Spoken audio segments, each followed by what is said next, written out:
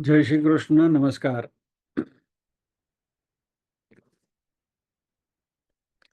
वेदांत और श्रीमद् भगवद गीता के अध्ययन की श्रृंखला में आज के सत्र में सभी स्वाध्यायियों का स्वागत एवं अभिवादन। ओमकार के नाद के साथ प्रार्थना करेंगे।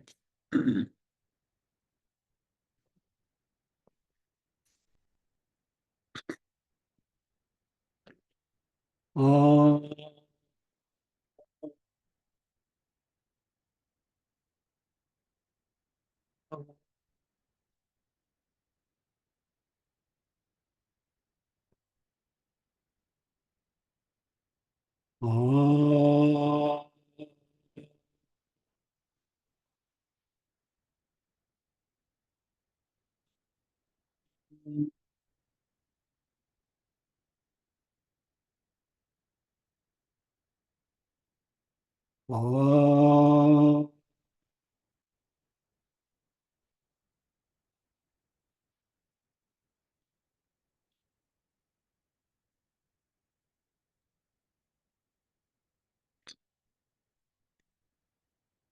वक्रतुंड महाकाय सूर्यकोटि समप्रभ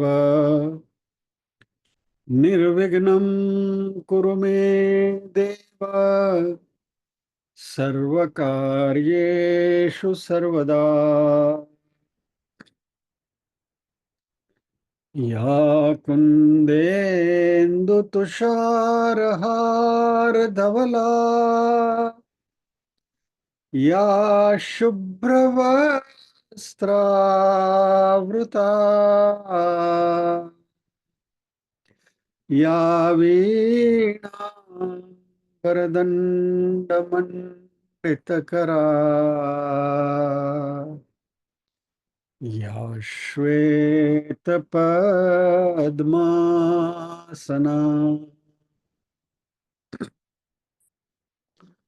या ब्रह्माच्युतशङ्कर प्रभृतिभिर् देवै सदा वन्दिता सा मां पातु सरस्वती भगवती निःशेषजाड्यापहा।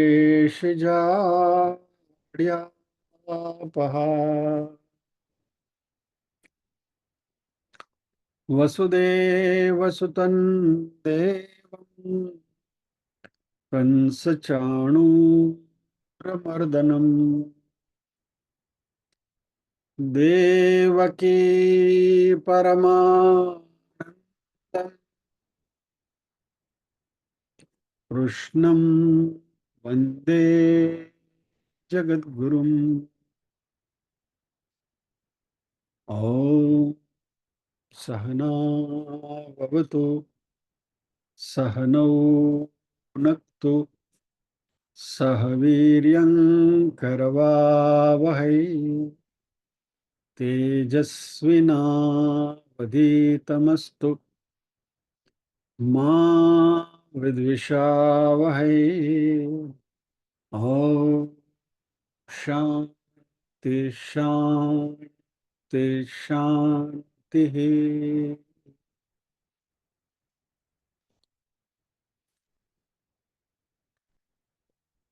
कस्तूरी तिलकं ललाटपटले वक्षस्थले कौस्तुभम् नासाग्रे वरमौक्तिकं करतले वेणुकरे कङ्कणम् सर्वांगे हरिचन्दनं सुललितं कंठे च मुक्तावली गोपस्त्रे परिवेष्टितो जयते गोपाल चूड़ामणि।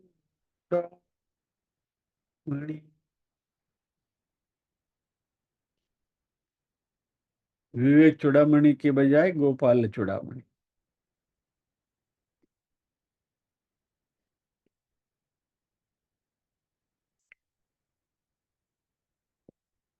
अच्छा है, चार्ट में किसी का मैसेज नहीं आया कि बैकग्राउंड आज ऐसा क्यों है, ओम वाला बैकग्राउंड क्यों नहीं है,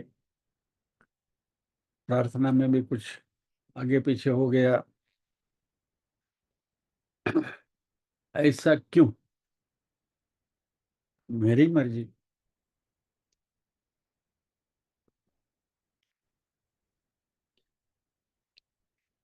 कल शरद पूर्णिमा थी और इसके उपलक्ष्य में सोचा कि आज मिठाई परोसी जाए, इसलिए भगवत गीता को भी आज विराम देंगे, विवेक चूड़ामणि को भी विराम देंगे, और गोपाल चूड़ामणि गोप गोपियों में जो श्रेष्ठ हैं, वैसे भगवान कृष्ण की लीलाओं के बारे में आज बात करनी है, खास करके रास लीला के बारे में। तो हमारा आज का विषय है रासलीला, और इसलिए गोपाल चूड़ामणि को याद किया हमने।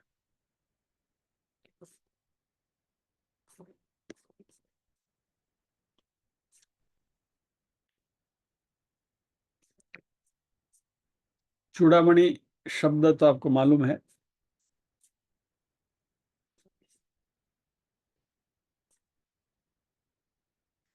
तो गोप गोपियों में जो श्रेष्ठ हैं वह वैसे भगवान श्री कृष्ण की बात हमें करनी है।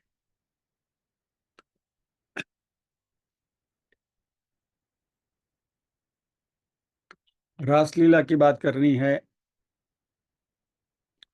तो राधा जी का उल्लेख तो होगा ही। हम जो बात करने जा रहे हैं उसमें विद्वानों का जो नजरिया है, उनका जो एंगल है, उस एंगल से हमारी आज की बात नहीं होने वाली है। हालांकि जो भी बात करी जाएगी उसका आधार शास्त्रों के ग्रंथ ही होंगे, लेकिन this is not a scholarly approach. हमें भाव जगत में विचरते हुए कृष्ण तत्व को, जो प्रेम स्वरूप है, प्योर लव, आध्यात्मिक प्रेम जिसको कहते हैं हम, डिवाइन लव, परमात्मा के प्रति, उसके बारे में हम बात करेंगे। विद्वानों ने अपने अपने हिसाब से इस सारी बातों का मूल्यांकन किया है, लेकिन हम एक भक्त के हृदय से इस कृष्ण तत्व को, राधा तत्व को जानने की कोशिश करेंगे। क्योंकि यदि हम विद्वानों की भाषा में बात करें तो उनका मानना यही है कि राधा हकीकत में थी या नहीं, वेदर शी इज रियल और फिक्शनल। ये सारे मतमतांतर बहुत सारे हैं।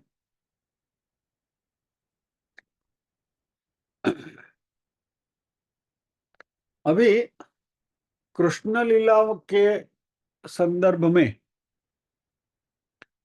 जो मोस्ट ऑथेंटिक ग्रंथ है कहा जाता है, वह है श्रीमद् भागवत, श्रीमद् भागवतम। भागवत में राधा जी का स्पष्ट उल्लेख कहीं नहीं है।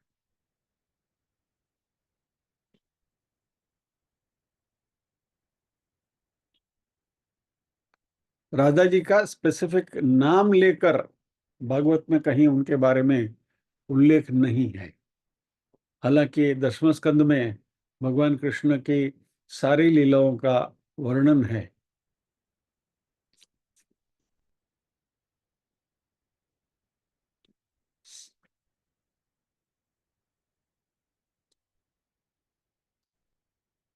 आइए थोड़ा इस विषय में प्रवेश करते हैं। जैसे जैसे संदर्भ आता जाएगा वैसे वैसे उसको हम उजागर करते जाएंगे। भगवान के अलग अलग अवतार हैं, जैसे हमें मालूम दशावतार है। उसमें मत्स्य अवतार से शुरू होते हुए नृसिंह अवतार, उसको अद्भुत अवतार कहा गया है, अद्भुत स्वरूप अवतार, क्योंकि it is unique, extra ordinary स्वरूप था। मालूम है नृसिंह का स्वरूप कैसा था वो।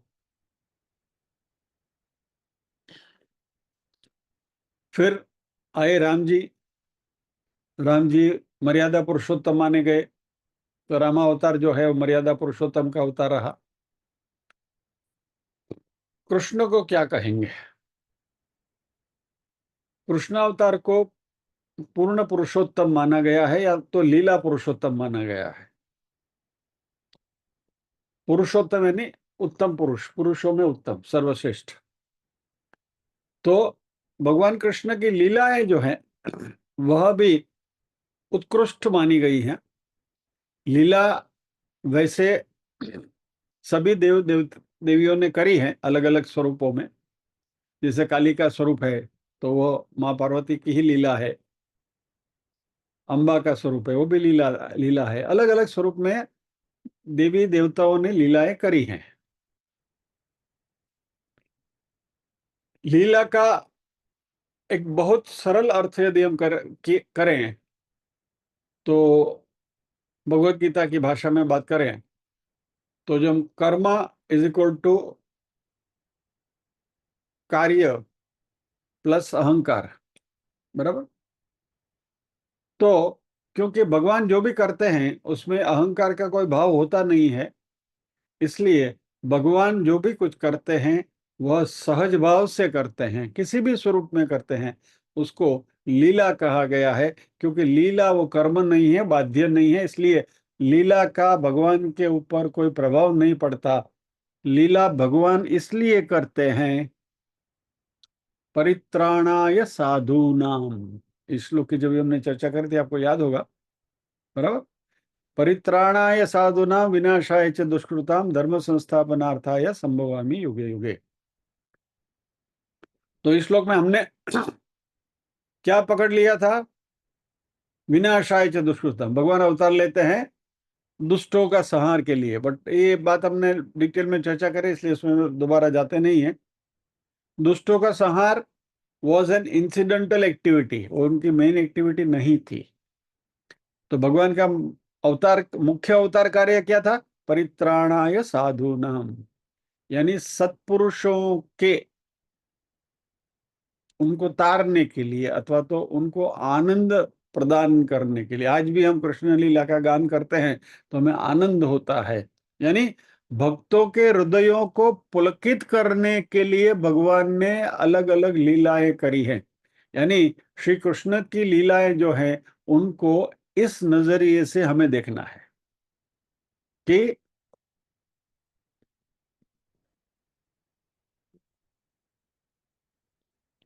इसमें यदि आप कहीं भी तर्क लगाने जाओगे तो बात बनेगी नहीं। It is not a matter of logic.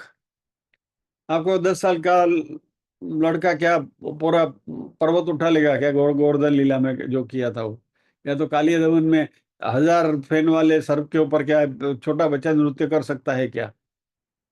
ये सारी बातें यदि मानवीय शक्तियों के साथ उनको कंपेयर करते हुए इन लीलाओं के बारे में यदि हम बुद्धिगम्य रीत से लॉजिक लगाकर तर्क से सोचने जाएं तो कहीं पल्ला पड़ेगा नहीं और ये बात कहीं बैठेगी नहीं। इसलिए ये सारी लीलाएं इलॉजिकल नहीं है, लेकिन उनको उनके परिप्रेक्ष्य में देखने की दृष्टि और उनके परिप्रेक्ष्य में देखने की मैच्योरिटी भी होनी चाहिए, और इसके लिए एक भक्त के हृदय की भावना जरूरी है, यानी कि भाव जगत में विचरना जरूरी है। अब ये कृष्णावतार जो है वह आखिरी अवतार है। आप बोलेंगे आज इसका खिसक गया है, स्क्रू ढीलो થઈ ગયો છે, हजी कल की बाकी छे। आखिरी अवतार कैसे हो? दशावतार में तो 9वां अवतार है कृष्ण का, आखिरी अवतार नहीं है। परमात्मा का ये आखिरी अवतार नहीं है। परमात्मा को तो जितने अवतार लेने हैं ले सकते हैं। भगवान बोलेंगे मेरी मर्जी, आज यहाँ आके हमारे सामने खड़े हो जाए क्या? वो तो आप अपनी मर्जी के मालिक हैं। तो वो आर वी टू से कि ये आखिरी अवतार है या 9वां है या 10वां है, ये हो है। कृष्ण अवतार को हमारे संतों ने आखिरी अवतार नॉट विथ रिस्पेक्ट टू परमात्मा, लेकिन विथ रिस्पेक्ट टू जीवात्मा आखिरी अवतार माना है। कैसे कि कृष्ण के अवतार काल के समय जो भी कोई उनके संसर्ग में आए उनकी मुक्ति हो गई, कृष्ण में उनका लय हो गया। जो भी कोई आए, फिर राक्षस आए शुरुआत में, बराबर, पूतना से लेकर शकटासुर आया, बहुत सारे असुर आए, राक्षस आए, फिर गोपियां उनके साथ आई, देव मानव वृक्ष पशु पक्षी जो भी उनके संसर्ग में आए उनका जीव तत्व जो है वह खत्म हो गया, यानी वे सब कृष्ण में समा गए, उन सबको मुक्ति मिल गई। ये कृष्ण अवतार की खूबी है, और इसलिए इस अवतार को बहुत बहुत क्या कहें, नाजुकता से, with extreme care we have to look at it. और इसमें शरद पूर्णिमा कल गई, उसके परिप्रेक्ष्य में रासलीला की हम बात करने वाले हैं। तो रासलीला वह कोई एक सामान्य घटना नहीं है। भागवत के संदर्भ में यदि हम देखें तो कथा तो सबको मालूम है कि राजा परीक्षित को शाप मिला, 7 दिन के अंदर सर्पदंश से उनकी मृत्यु होने वाली है।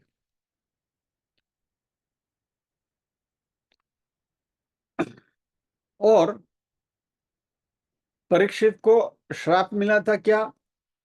मृत्यु का, कि 7 दिन में सर्पदंश से 7वें दिन पर तुम्हारी मृत्यु होगी। लेकिन परीक्षित ने क्या किया? इस श्राप का जो मृत्यु दंड रूपी श्राप था, उसी श्राप को उन्होंने अपनी मुक्ति के लिए उपयोग कर लिया। He used that opportunity to free himself, और 7 दिन तक उन्होंने भागवत कथा का श्रवण किया। तो श्रीमद् भागवत का सबसे पहला संदेश क्या है कि मोक्ष प्राप्ति के लिए मात्र और मात्र श्रीमद् भागवत का श्रवण काफी है। डोंट वरी, फिक्र मत करना, भागवत की कथा हम यहाँ करने वाले नहीं है, और न तो कथाकार बनने की मेरी कोई मनीषा है। लेकिन उस ग्रंथ के संदर्भ में कुछ बातें जानना जरूरी है। तो परीक्षित ने जैसे भागवत का श्रवण करके जो मृत्यु का श्राप था उसको मुक्ति में बदल दिया, वैसे यदि परीक्षित की तरह हम श्रीमद् भागवत का अध्ययन करें तो हमें भी मुक्ति मिल सकती है। लेकिन परीक्षित की तरह अध्ययन करना यानी क्या? परीक्षित ने सब कुछ बाजू में छोड़ दिया था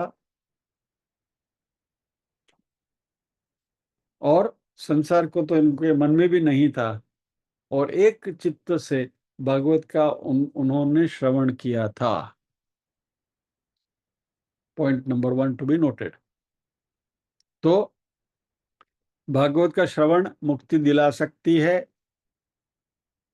संसार का संपूर्ण त्याग करते हुए, मन में कोई भी विषय को नहीं रखते हुए, कि मृत्यु सामने दिख रही है, બીજું મનમાં આવે આપણને કે પરમ દિવસે તમે ટોલી જવાના છો તો પતી ગયું, फिर मन में कुछ आएगा ही नहीं। अरे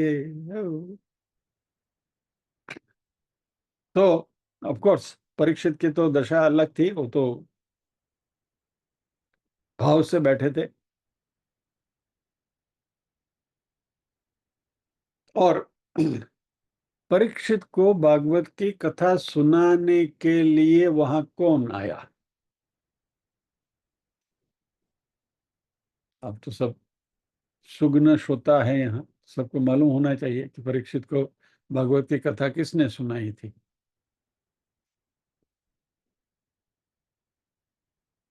नोबडी? योगिनी बहन बोलो, अनम्यूट करो। सुखदेव जी। सुखदेव जी ने परीक्षित को भागवत की कथा सुखदेव जी ने सुनाई थी। अब ये सुखदेव जी को भी थोड़ा हम जान ले।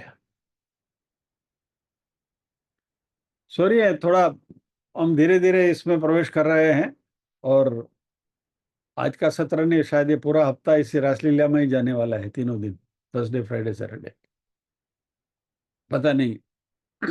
लेकिन कुछ भाव जगत में प्रवेश करते हुए कुछ मौज करनी है, इसलिए जो भी सामने आता जा रहा है उसके बारे में हम देखते देखते चलेंगे। सुखदेव जी कौन थे वो तो हम सबको मालूम है, बराबर।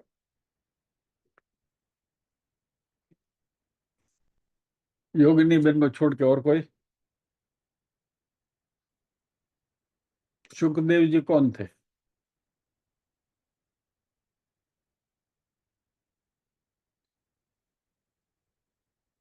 नीरू बेन,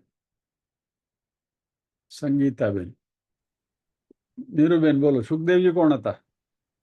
वेद व्यास मुनि ना पुत्र। व्यास मुनि ना पुत्र। संगीता बेन તમારે આમાં કઈ એડ કરવું છે? હા, હું પણ આ જ કહેવાનું. એ જ કહેવાનું હતા। અચ્છા, એથી વિશેષ નહીં ને કઈ?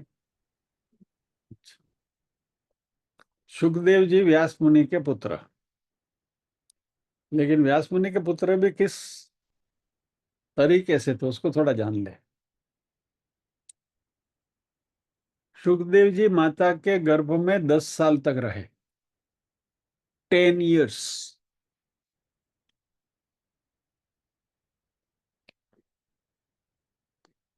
और स्वयं पूर्ण ज्ञानी थे, ब्रह्म ज्ञानी थे।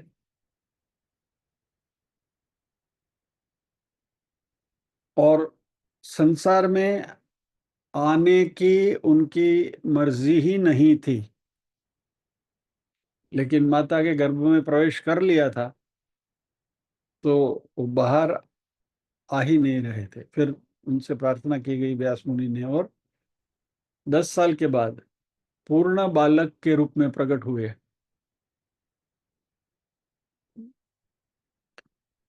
इसलिए ये बात आज की शुरू करने से पहले मैंने आपसे कहा है, राइडर रखा है कि भाई लॉजिक को बाजू में रख दो, दिमाग को बाजू में रख दो, भाव जगत में हम जा रहे हैं। 10 साल के पूर्ण विकसित बालक के रूप में प्रकट हुए, और प्रकट होते ही निर्वस्त्र दौड़ने लगे, भागे घर से। और व्यास मुनि उनके पीछे पीछे दौड़ रहे हैं, बेटा शुक करते हुए।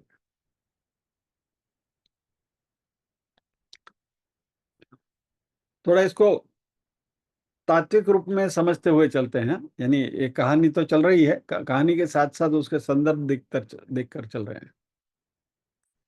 सुखदेव जी जब ये दौड़ के चले तो वहां बाजू में एक सरोवर था। उस सरोवर में महिलाएं स्नान कर रही थी। और सुखदेव जी निकल गए वहां से, और महिलाएं सब निर्वस्त्र स्नान कर रही थी। इट वॉज टोटली ये था। उनके पीछे पीछे पिताजी व्यास दौड़ते हुए आ रहे हैं। और जैसे ही व्यास मुनि को देखा तो इन सारी महिलाओं ने अपने आप को वस्त्रों से लपेट लिया। तो व्यास मुनि ने महिलाओं से पूछा कि मेरा बेटा अभी निर्वस्त्र आपके सामने दौड़ के चला गया, आप लोगों को कोई असर नहीं हुआ, आप स्नान करती रही, और मैं तो इतना बूढ़ा, दाढ़ी वाला, सफेद बाल है, और इतना बूढ़ा मैं आपके सामने ज्ञानी हूँ, आपके सामने आया और आप लोगों ने वस्त्र पहन लिए, उसका राज क्या है? What is the. तो महिलाओं ने उनको उत्तर दिया कि सुखदेव जी जब यहाँ से पसार हुए तो क्योंकि वो पूर्ण ज्ञानी है, आत्मज्ञानी है, आत्मस्वरूप है, और आत्मा की कोई जेंडर नहीं होती, पुरुष और स्त्री आत्मा के लिए नहीं है, और वो आत्मस्वरूप हैं। इसलिए वो नर है कि नारी है, या तो वो नर है हम नारी है, वो भेद वहां था नहीं। आप मनुष्य हैं, उनके लेवल पर अभी तक आप नहीं पहुंचे हैं। आपके मन में पुरुष और महिला का भेद अभी भी है, और इसलिए जब आप हमारे सामने आए तो हमने वस्त्र ओढ़ लिए।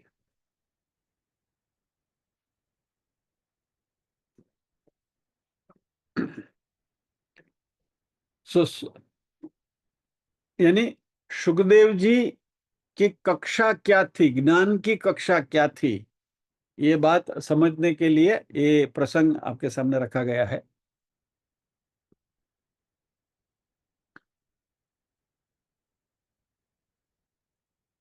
व्यास जी ने श्रीमद् भागवत की रचना करी, लेकिन वो सुखदेव जी को सिखा नहीं सके। और व्यास मुनि को लगा कि मेरा बेटा ऐसा ही चला जाए और इतना अच्छा ग्रंथ जो लिखा है मैंने उससे वंचित रह जाए, और बेटा तो चला गया। तो व्यास मुनि ने अपने शिष्यों को कहा कि तुम वन में जाओ और इस भागवत के कुछ चुने हुए श्लोक हैं, वह आप उनको सुनाओ। तो व्यास मुनि के जो शिष्यगण थे वह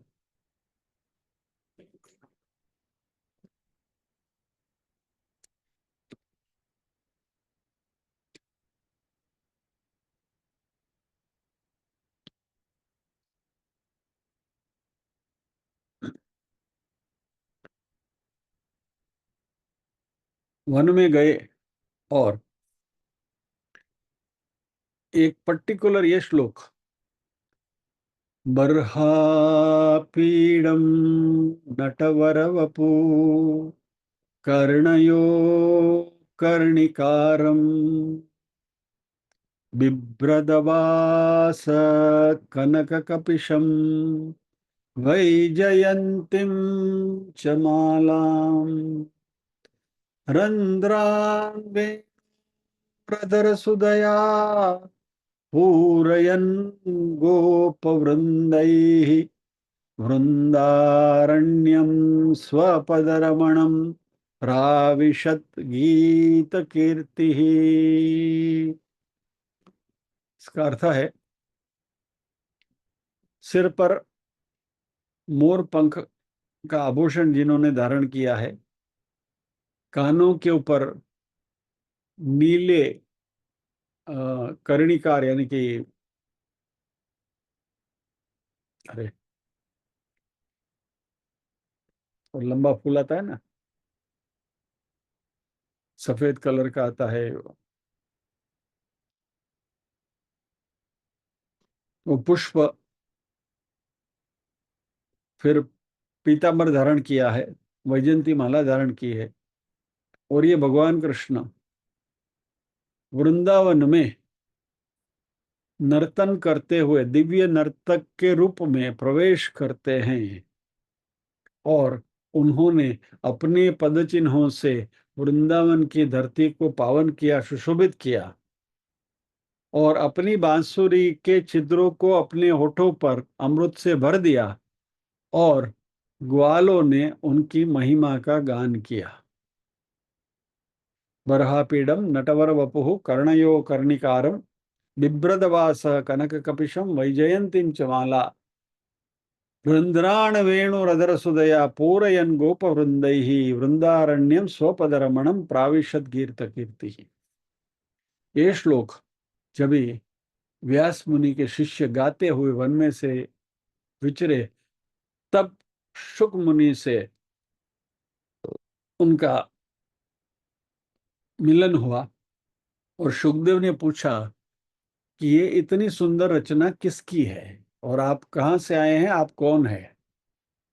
तो इन्होंने शुकदेव जी को ये बताया कि यह श्लोक श्रीमद् भागवत से है, और ये ग्रंथ it is written by none other than your own father Vyas मुनि, यानी कि आपके ही पिताश्री ने, व्यास जी ने, ये ग्रंथ का आविष्कार किया है। तो ये सुनते हुए सुखदेव जी लौटे और भागवत का अध्ययन उन्होंने किया व्यास मुनि के पास। और ये अध्ययन करने के बाद जब परीक्षित जब वहां बैठे थे गंगा तट पर, तभी उनको ये भागवत की कथा सुनाने के लिए शुक जी वहां आए।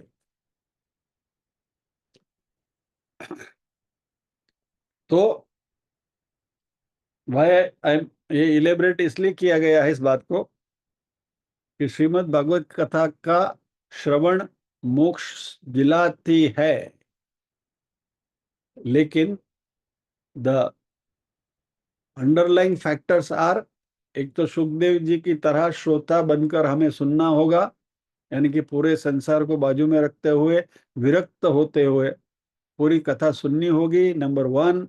नंबर टू, कथा कहने वाला सुखदेव जी की कक्षा का होना चाहिए।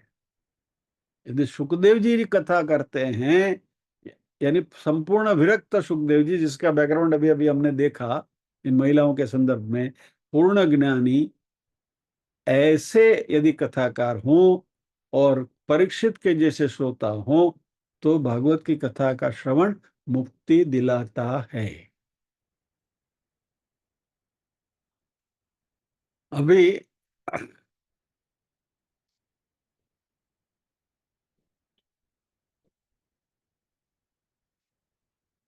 एक और संदर्भ सुखदेव जी का है, बहुत सुंदर है, अनूठा है। जो ये सारी जो बातें करी वो तो आप में से बहुत लोगों ने कथाओं में भी सुनी होगी, लेकिन एक नया डायमेंशन सुखदेव जी के बारे में जो जानने में आया, जैसे वैकुंठ विष्णु जी का आवास है, कैलाश शिव जी का है, मणिद्वीप देवियों का है, वैसे भगवान कृष्ण का जो लोक है वो गोलोक कहा गया है उसको। और भगवान कृष्ण राधा जी और गोपिका के साथ गोलोक में निवास करते हैं। और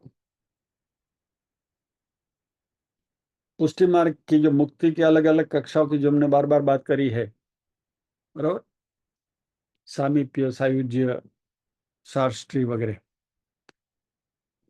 वो सब ये गोलोक में ही अलग अलग उसकी कक्षाएं हैं। और यहाँ गोलोक में भगवान कृष्ण का निवास है और राधा जी के साथ वहां वो विहार करते हैं।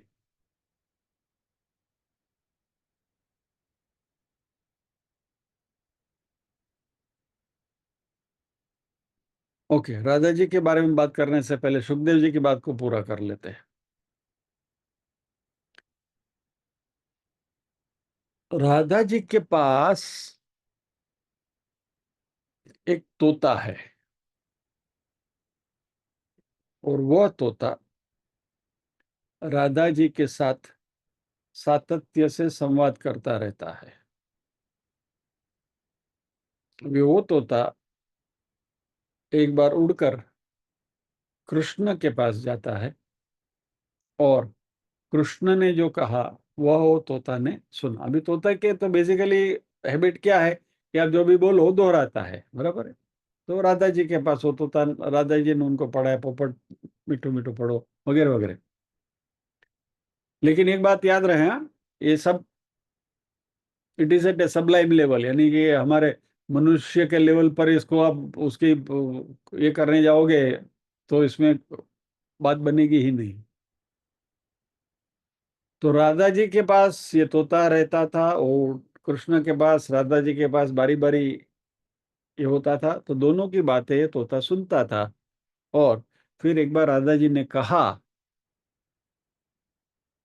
स्मित करते हुए कि तुमने मेरे पास से भी कृष्ण कथा सुन ली है, कृष्ण से भी तुमने बातें सुनी हैं, अभी तुम मृत्युलोक में जाओ पृथ्वी लोक पर और वहां जाकर ये कथा वहां के लोगों को सुनाओ। और यह तोता is none other than Sukhdev ji. तो point number 3 to be noted, Bhagwat की कथा मुक्ति तब दिलाती है जब हम परीक्षित के जैसे बने। भागवत की कथा तब मुक्ति दिलाती है जब ये कहने वाला वक्ता सुखदेव जी के जैसा आत्मज्ञानी हो। भागवत की कथा तब मुक्ति दिलाती है जब ये शुक यानी कि ये तोता राधा कृष्ण की लीलाओं का, जिसने साक्षात दर्शन करके वर्णन किया है, यानी भागवत में भगवान कृष्ण की लीलाओं का वर्णन जो सुखदेव जी ने किया है, वो सुखदेव जी की अपनी अनुभूति को वो वर्णन कर रहे हैं। यानी it is not just a story telling, it is what he has seen, what he has perceived. तो दिस इज अबाउट द ये ऑथेंटिसिटी भागवत के बारे में जो बात हो रही है इसके बारे में। क्योंकि अभी जो आगे जो बात आएंगी ये सुखदेव जी के मुख से निकली हुई बातों का हम विश्लेषण करने वाले हैं।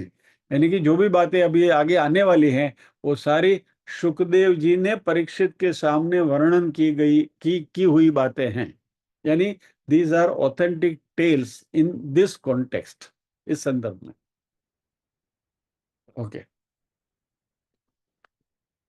अभी थोड़ा दृष्टिपात करें राधा जी की ओर।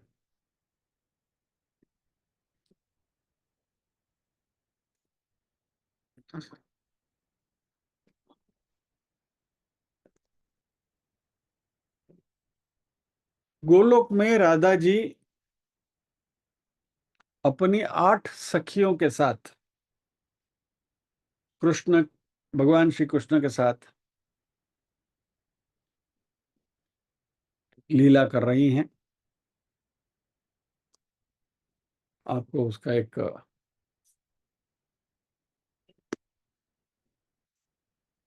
झांकी बता दूं।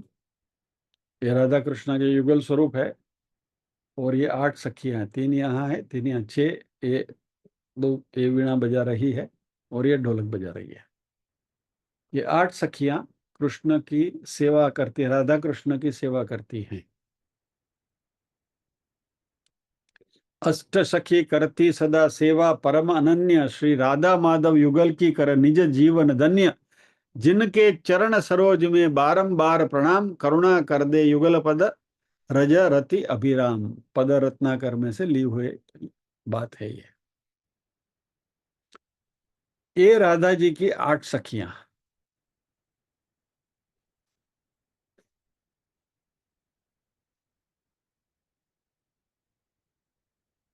इसमें से जितना याद रहे रखिए। Don't worry, don't strain your mind and brain to remember anything. याद रखने की कोशिश मत करना, लेकिन इसके पीछे जो भाव है उस भाव को पकड़ने की कोशिश करना।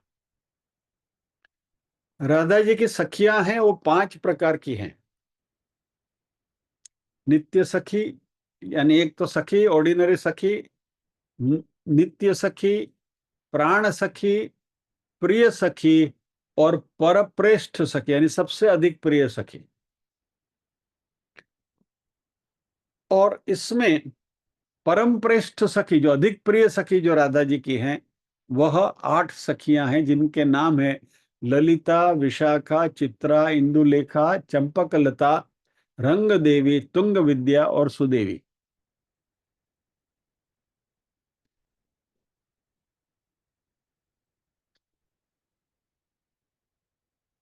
राधा माधव की जो लीला चल रही है वहां इनकी आयु 14 साल की है,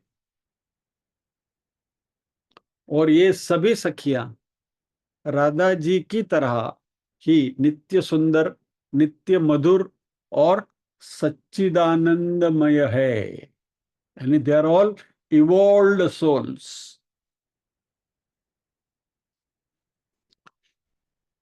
राधा कृष्ण की लीला जो हो रही है गोकुल धाम में, वहां ये 8 सखियां सदैव उनके सन्मुख विद्यमान रहती हैं और राधा माधव की सेवा में रहते हुए ये परम आनंद की अनुभूति ले रही हैं।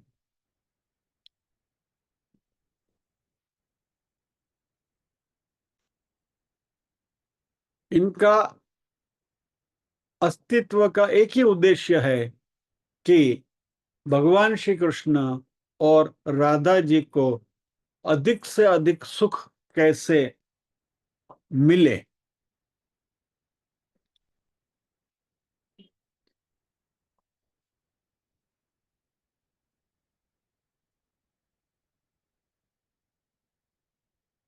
अभी इसको तात्विक रूप में यदि हम देखें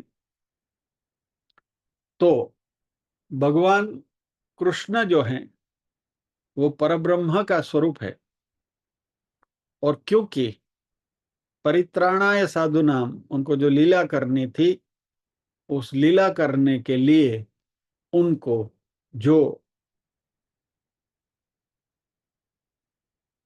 शक्ति की जो जरूरत थी, वह राधा जी के स्वरूप में कृष्ण में से ही प्रकट हुई। भगवान कृष्ण की ही आह्लादिनी शक्ति राधा जी है। आह्लादिनी यानी आनंद प्रदान करने वाली। और ये जो 8 सखियां हैं राधा जी की, वह 8 सखियां भी राधा जी के ही स्वरूप हैं। 8 यानी राधा जी स्वयं कृष्ण का स्वरूप है, और ये 8 सखियां जो हैं वह भी कृष्ण का ही स्वरूप है, यानी राधा जी का स्वरूप यानी कृष्ण का स्वरूप। सो बेसिकली परब्रह्म, और ये लीला करने के लिए ये अलग अलग स्वरूप में ये हमारे सामने दिखाई दे रहे हैं या तो विचर रहे हैं। अभी ये 8 सखियों की भी खूबियां हैं, लेकिन हम इतना डिटेल में भी नहीं जाएंगे कि भाई ललिता का क्या विशेष रोल है, विशाखा का क्या विशेष रोल है, वगैरह वगैरह। If you are interested that also we can discuss, yes और नो, आप मुझे बताइए। यदि इसके बारे में जानना है तो हाँ कहिए, तो अगले सत्र में इसकी बात भी करेंगे। अरे वाह, ठीक है। तो अगले क्लास में इन 8 सखियों की भी, उनकी क्या क्या विशेषता हैं उसकी भी बात करेंगे। लेकिन आज जाते जाते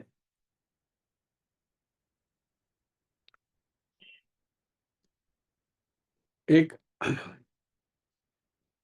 राग बिहाग में एक रचना मुझे सिखाई गई है, मेरे गुरु ने सिखाई है, शास्त्रीय संगीत जब भी हम सीख रहे हैं तभी। तो उसकी एक झलक मैं आपको सुनाता हूँ। सखी प्यारी प्यारी अखियां राधे की, सखी प्यारी प्यारी अखियां राधे की, मन मोहलियो मन मोहन की, मन मोहलियो मन मोहन की, सखी प्यारी प्यारी अखियां राधे की, श्याम सुंदर अतहि भावे, श्याम सुंदर मेरो अतहि भावे, देखत ही उलझा लेगी, देखत ही उलझा लेगी, सखी प्यारी प्यारी अखियां राधे की। ये 8 सखियां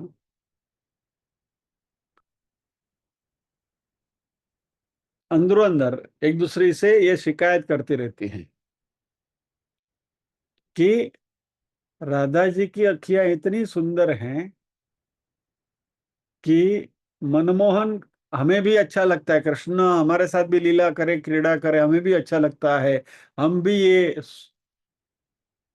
सोचकर धन्य हो जाती है कि कृष्ण हमारे सन्मुख आया तो हमारे साथ लीला करें। लेकिन सखी प्यारी प्यारी अखियां राधे की, मन मोह लियो मनमोहन की, उन्होंने कृष्ण को बिल्कुल बांध के रखा है अपनी नेत्र कटाक्ष से। और फिर सखी दूसरी सखी से कहती है, श्याम सुंदर मेरो अतहि भावे, मुझे भी कृष्ण इतने ही प्यारे हैं, बहुत प्यारे हैं, लेकिन देखत ही उलझा लेगी। Radha ji so much possessive about Krishna, Krishna Radha ji के पास जरा से भी हटे नेत्र कटाक्ष से कृष्ण को उलझा लेती है। देखत ही उलझा लेगी, सखी प्यारी प्यारी अखियां राधे की। इस राधा तत्व के बारे में, रासलीला के संदर्भ में हमें और भी कुछ बातें करनी है, तो आज यही विराम करेंगे, प्रार्थना करेंगे।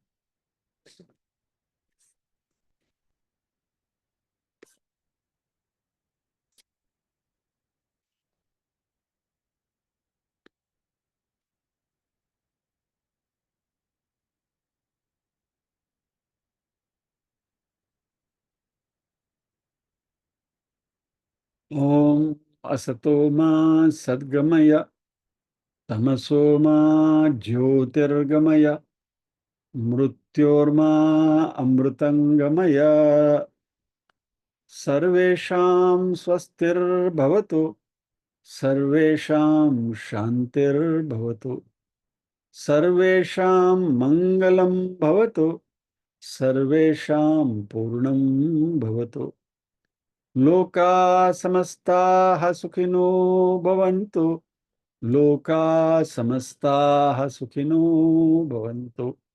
नाहं कर्ता हरिः कर्ता, हरिः कर्ता हि केवलम्।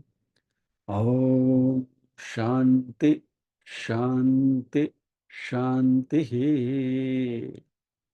सभी के हृदय में विराजमान परम कृपालु परमात्मा को वंदन करते हुए आज के सत्र को विराम देते हैं। कल फिर मिलेंगे इसी रासलीला के संदर्भ में, और भी कुछ बातें करनी है, करेंगे। जय श्री कृष्ण।